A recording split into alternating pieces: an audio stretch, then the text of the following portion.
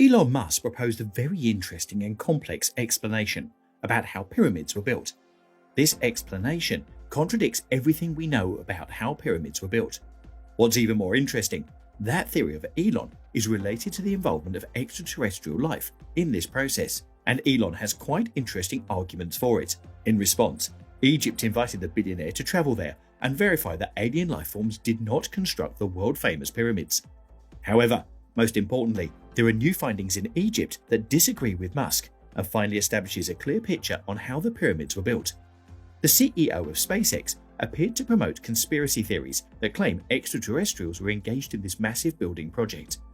However, Egypt's Minister of Foreign Cooperation does not want them to claim any of the glory.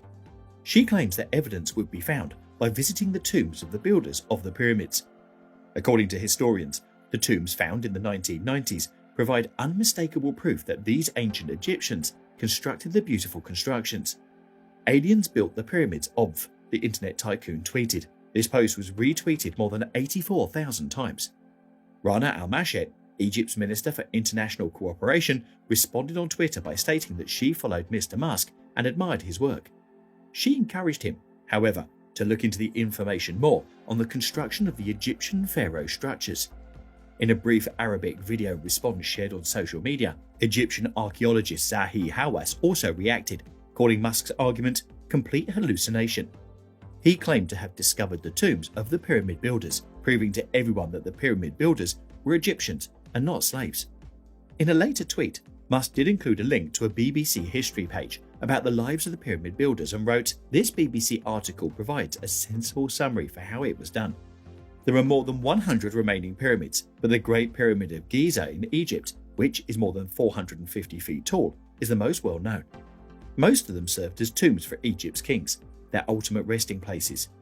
The Giza pyramids in Egypt are among the planet's most famous and renowned structures. They are the oldest and the only one of the 7 wonders of the ancient world that are still standing. As a result, they have captivated and inspired visitors, historians, and many others for countless years. The big mystery surrounding the pyramids is how they were built. According to the Greek historian Herodotus, the Great Pyramid was constructed by 100,000 slaves who worked continuously and were replaced every 3 months by a new crew. But he was mistaken. King Khufu, the Egyptian pharaoh who oversaw the Great Pyramid's construction during the 4th dynasty, did not have access to a sizable slave population. Moreover, even if he had, 100,000 people could not have worked on one pyramid at once. Although each archaeologist uses a different approach to estimate the number of employees at Giza, most concur that about 4,000 primary workers constructed the Great Pyramid. In addition, they would have had between 16,000 to 20,000 secondary employees to assist them. This results in a total of 20,000 to 25,000 working for at least 20 years. The workforce might be further broken down into a permanent crew of around 5,000 paid workers who resided within a well-established pyramid community with their families and dependents. Additionally, there might have been 20,000 temporary labourers who came to the area to work 3 or 4 month stints and lived in a less developed camp that was built next to the pyramid settlement. According to Hawass, there are no building secrets since the Great Pyramid was constructed using the equipment that was available at Giza at the time. The earliest papyri discovered also openly show the transfer of enormous limestone blocks from the Tora quarry to Giza to construct the Great Pyramid of Khufu.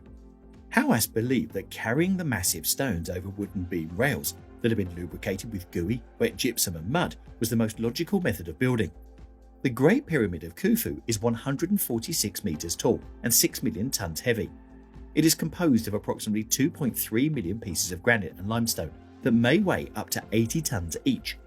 However, the blocks are arranged so tightly together that a piece of paper cannot fit between them, and the building is nearly perfectly level and square. According to his theory, the pyramid was likely surrounded by a ramp made of lime chips, gypsum, and calcareous clay that snaked out of a neighbouring quarry and covered all of its sides. The pyramid's construction was guided by a line routed by several holes about the size of massive plates, regularly spaced and parallel to the borders of the pyramid. To further guarantee uniformity of development and accurate alignment with true north, markers are also included for the diagonals and the centre axis of the faces. Since the 1990s, French architect Jean-Pierre Houdin has devoted all of his study to the Great Pyramid, enabling him to develop the most innovative theory about how the pyramids were constructed. According to Houdin, the Great Pyramid was constructed using two spiral ramps.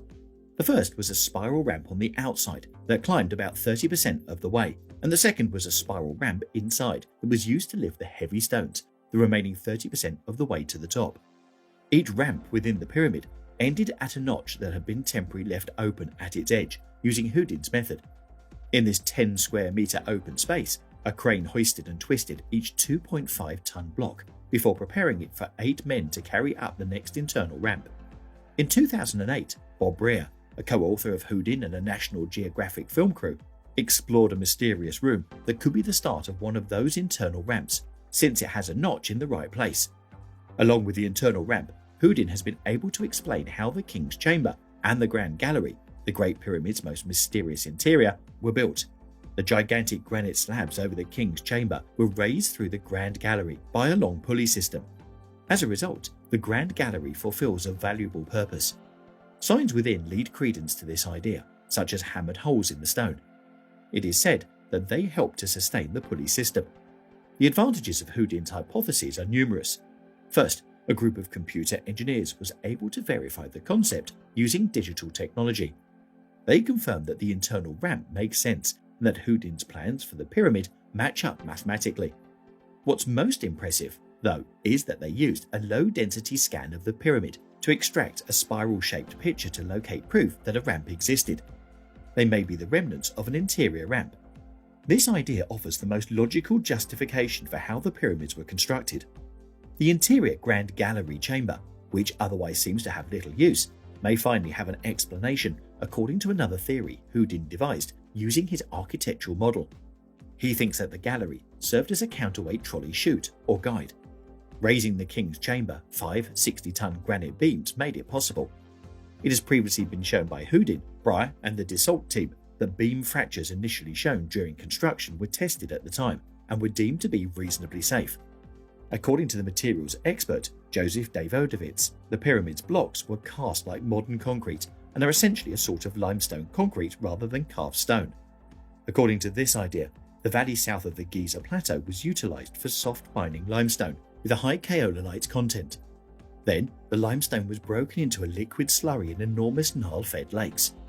Lime, which is present in cooking fire ash, and natron, which the Egyptians also used for mummification, were also included. After that, the pools were left to dry up, creating a moist, clay-like material in their place. This wet concrete was brought to the construction site and placed in reusable wooden molds. After a few days, they underwent a chemical process resembling concrete hardening. He said the new blocks would have been set on top of and against the existing ones. Hardproof testing using comparable materials at the Geopolymer Institution in northern France showed that 5 to 10 individuals could construct 5 blocks, weighing 1.3 and 4.5 tons apiece, in a few weeks, using standard hand tools. He also claims that the famine stele and supplementary hieroglyphic writings explain the stone clumping method. The vast majority of academics reject Davidovits' strategy. He provides insufficient justification for the granite stones that cover the King's Chamber, which he admits were cut and weigh far more than 10 tons. Geologists carefully analysed Davidovits' technique and determined that his concrete was built from natural limestone collected from the Makatam Formation. That's it for today. Subscribe to our channel and hit the notification.